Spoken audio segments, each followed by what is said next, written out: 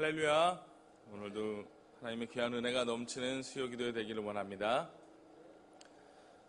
루이 14세 때 있었던 일입니다. 주일에 왕이 이 왕족들과 가족들과 함께 늘 교회에 왔다고 합니다. 그때 그 교회를 심우하는 푸넬론이라는 대주교가 있었는데요. 이 왕이 출석하면서부터 사람이 너무 많아진 거예요. 그래서 그 예배장이 모자랄 정도로 많이 왔답니다. 이 대주교의 마음에 정말 이들이 예수님을 따르는 무리인지 아니면 왕을 한 번이라도 보기 위해서 온 사람들인지 궁금했습니다. 그래서 한번 시험해 봤습니다. 어느 주일에 왕과 왕족이 마차를 타고 교회에 왔는데 교인이 하나도 없는 거예요. 그래서 대주교에게 물어봤습니다. 왜 사람이 없느냐? 그랬더니 대주교가 이렇게 얘기했습니다. 다음 주일에는 왕이 오지 못합니다. 라는 광고를 했답니다. 하나님을 예배하고 하나님을 목적으로 삼는, 하나님을 기쁘시게 하기 위해서 오는 예배여야 하는데 그 예배에 왕이라도 한번 만나보고 가족들과 한번 대화라도 나눠보는 그들의 마음이 있었다라는 거죠. 이런 거칠의 신앙을 오늘 본문은 외식하는 자라고 얘기합니다. 오늘 읽지 않았지만 13장 1절에 보면 이렇게 시작합니다. 그때 마침. 여기서 말하는 그때는 앞선 12장과 관련이 있는데요. 12장 56절에 보면 예수님께서 무리들을 향하여 이렇게 말씀하십니다. 외식하는 자여, 너희가 천지의 기상은 분간할 줄 알면서 어찌 이 시대는 분간하지 못하느냐. 그러니까 당시 사람들이 서쪽에서 일어나는 구름을 보고 또 남쪽에서 불어나는 바람을 보며 날씨를 예측하는 과학적인 지식은 쌓여갔는데 그들에게 하시는 말씀이 뭐냐? 외식하는 자여라는 거죠. 당시 사람들이 과학적인 지식은 쌓여가면서도 진리 대신 예수님을 모른 척하는 것을 지적하고 있습니다. 더불어 12장 58절 59절을 보면 너희들에게 회개가 시급하고 회개하지 않는 이에게 심판이 엄중하다라는 것을 경고합니다. 그리고 13장 1절에 그때 마침이 시작합니다. 이 본문의 흐름상 외식하는 자들에게 전하는 예수님의 귀한 말씀이 있겠죠. 오늘 본문은 예수님이 회당에서 가르치고 계실 때 일어났다고 합니다. 거기에 한 여인이 있었습니다. 그 여인은 어떤 이유에서인지 18년 동안이나 고통을 받고 있었습니다. 자세히 보니까 귀신이 들렸다라고 하는데 구체적으로 꼬부라져 조금도 펴지 못하는 상태가 되었습니다. 그거를 굳이 지금의 의학적인 상태로 보자면 학자들이 척추염 또는 등뼈가 고부라져 허리를 펴지 못하는 곱사병이라고 얘기합니다.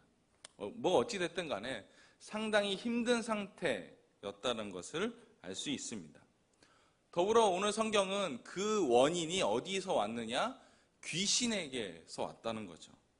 뒤에 저희 16절에 보면 사탄에게 매인바 되었다라고 표현하는 것으로 봤을 때 이것이 단순한 질병은 아니다라는 것을 알 수 있습니다. 12절에 보면 이렇게 말씀하십니다. 예수께서 그 여인을 보셨다는 거죠. 그리고 불러 이르되 여자여 내가 내 병에서 놓였다 하셨습니다. 예수님이 이 여인을 보고 부르셨고 또 치유하셨습니다. 오늘 표현을 보면 좀 독특한데요. 병에서 놓였다라고 표현을 합니다. 병을 치유했다, 낫게 했다가 아니라 병에서 놓였다라고 얘기하는 거죠. 이것은 단순히 치료의 의미가 아니라 자유에 대한 부분을 강조하고 계시는 겁니다. 이 여인이 질병에서 치유받는 것이 마치 소나 나귀가 마구에서 자유함을 얻는 것처럼 오늘 본문은 마귀의 억압으로부터 자유함을 얻은 것을 그대로 표현한 것이죠. 실은 이 표현은요, 예수님이 상당히 의도적으로 하신 말씀입니다. 왜냐하면 오늘 이 본문은 참된 안식, 그러니까 참된 자유함에 대한 설명을 하기 위해서라는 거죠. 참된 안식이란 매임에서 자유한다는 것을 예수님께서 말하기 위하십니다. 13절에 이렇게 얘기합니다. 안수하시니 여자가 곧 펴고 하나님께 영광을 돌리는지라. 이게 다른 번역으로 보니까, 새 번역으로 보니까요, 이렇게 말합니다. 그 여자에게 손을 얹으셨다. 그러자 그 여자는 곧 허리를 펴고 하나님께 영광을 돌렸다. 예수님께서 그 여인에게 손을 대시며 치유를 하셨다라는 거죠. 원어 성경으로 보면요, 이 여인이 뭐라고 했냐면 계속해서 영광을 돌리고 있다라고 표현합니다. 그러니까 그가 18년 동안 어떤 일을 다 겪었는지 우리가 겪어보지 않아도 충분히 알 수 있잖아요. 그 어려움에서 자기를 낫게 하신 예수님께 아마 감사의 표현을 지속적으로 했다라고 보여집니다. 예수님은 이처럼 고통받는 자를 외면하지 않으시고 고치시며 일으켜 주십니다. 우리도 우리의 상황을 아시는 그 예수님께서 우리의 연약한 부분까지 싸매어 주실 줄 믿습니다. 그리고 그 안에서 우리가 오늘 여인처럼 하나님께 영광을 돌리는 자가 되기를 원합니다. 자, 성경을 여기까지 읽으면 어떤 여인이 예수님을 만났고 그래서 나음을 받았고 해피엔딩으로 끝나는 겁니다.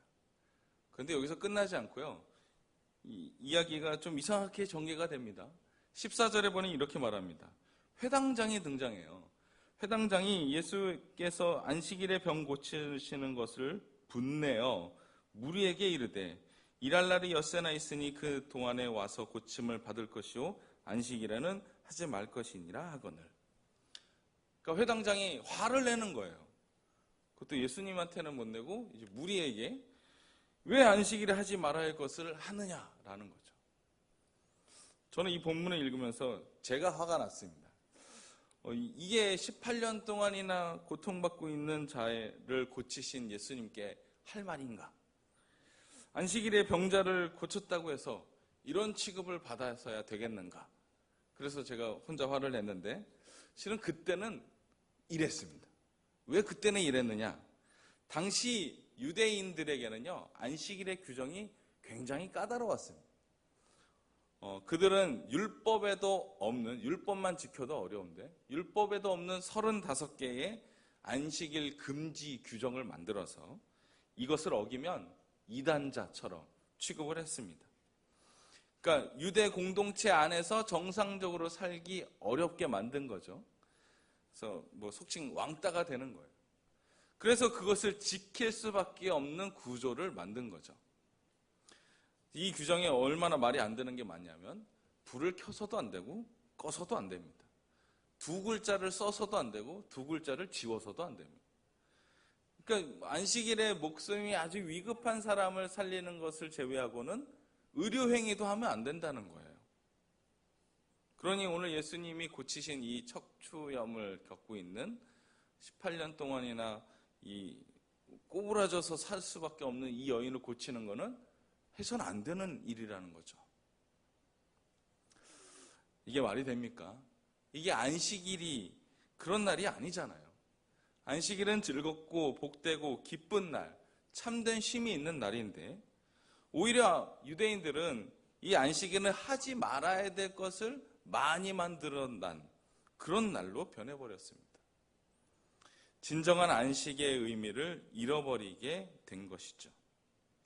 하나님께서 자신의 백성들에게 평안과 쉼을 허락하신 날인데 율법주의자들은 자신들의 규범으로 그것을 가리고 있었습니다. 그리고 이 고통받고 있는 여인이 치유받았음에 불구하고도 안식일 규정을 어긴 것만을 집중하고 있는 거죠. 참으로 안타까운 일입니다. 하지만 예수님은 이에 굴하지 않으셨습니다. 15절 보니 이렇게 말합니다. 주께서 대답하여 이르시되 외식하는 자들아 너희가 각각 안식일에 자기의 소나 나귀를 외양간에서 풀어내고 이끌고 가서 물을 먹이지 아니하느냐. 회당장의 이 말도 안 되는 이 외침에 예수님은 답하십니다. 뭐라고 하냐면 외식하는 자들아 라고 얘기하죠. 기억나십니까? 오늘 13장은 본문 12장에서 외식하는 자들과 연결되어 있다고 했잖아요. 예수님은 그들이 행하고 있는 행태를 지적하기 원하셨습니다.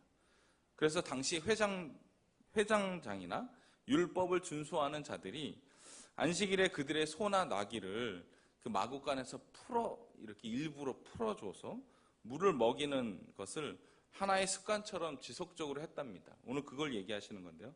실제 탈무드에도 안식일에 동물의 등에 짐을 지우고 몰고 다니는 것, 또 물을 운반하는 것은 금지하면서 동물에게 물을 먹이는 것은 또 허용하고 있습니다. 그러니까 당시 이 유대인들이 율법 규정에도 없는 것을 자기의 자의대로 만들어서 어떤 것은 되게 하고 어떤 것은 안 되게 하는 그런 일을 하고 있었다라는 거죠. 예수님은 이처럼 인위적인 규범을 이유로 선을 행하는 것조차 정죄하는 자들을 향하여 뭐라고 하셨냐면 외식하는 자들아라고 얘기하시는 겁니다. 예수님께서 그들에게 너희는 너희의 재산을 불리는 것에는 관심이 있으면서 한 영혼이 힘들어하고 어려워하는 것을 외면하고 있다는 것을 알게 하기 위해서 오늘 말씀을 전하신 것이죠. 16절에 그래서 이렇게 얘기합니다. 그러면 18해 동안 사탄에게 매임받은 이 아브라함의 딸을 안식일에 이 매임에서 푸는 것이 합당하지 아니하냐.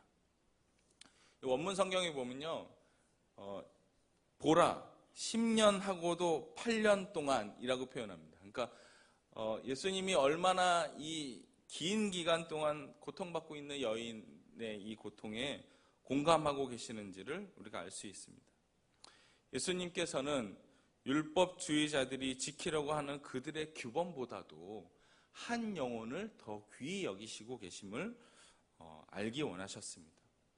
오늘 본문에 보면요, 이 여인이 누군지도 알 수 없어요. 이름도 나와 있지 않아요. 출신도 몰라요. 하지만 예수님께서는 이 여인에게 아브라함의 딸이라고 칭해 주시며 귀신의 매임으로부터 해방하여 주셨습니다. 이 은혜가 저와 여러분에게도 동일하게 임하실 줄 믿습니다. 우리는 모두 연약해서 율법대로만 살 수는 없습니다. 예수 그리스도를 통해 완성된 율법으로 말미암아 우리는 새로운 인생을 살게 된 존재들이죠. 예수님은 이처럼 연약한 자를 더 돌보시고 부족한 자를 채워주셨습니다.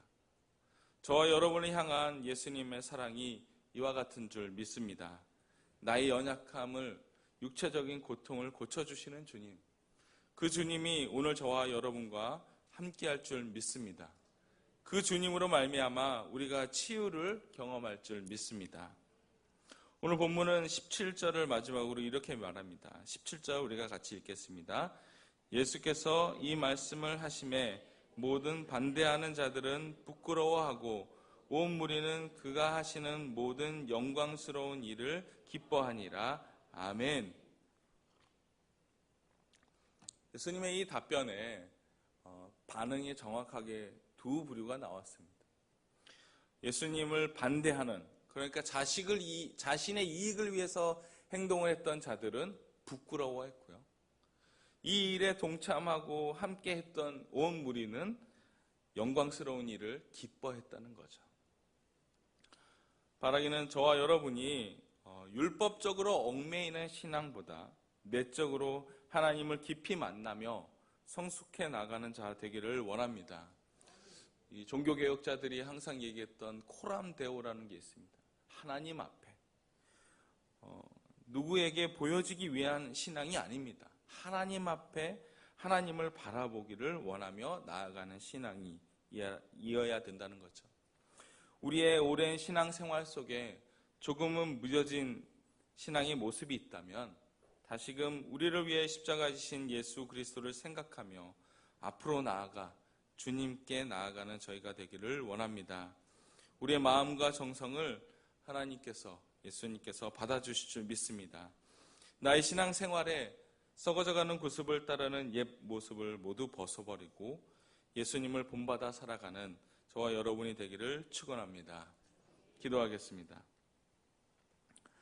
사랑의 하나님, 오늘도 연약한 우리를 불러주심에 감사드립니다.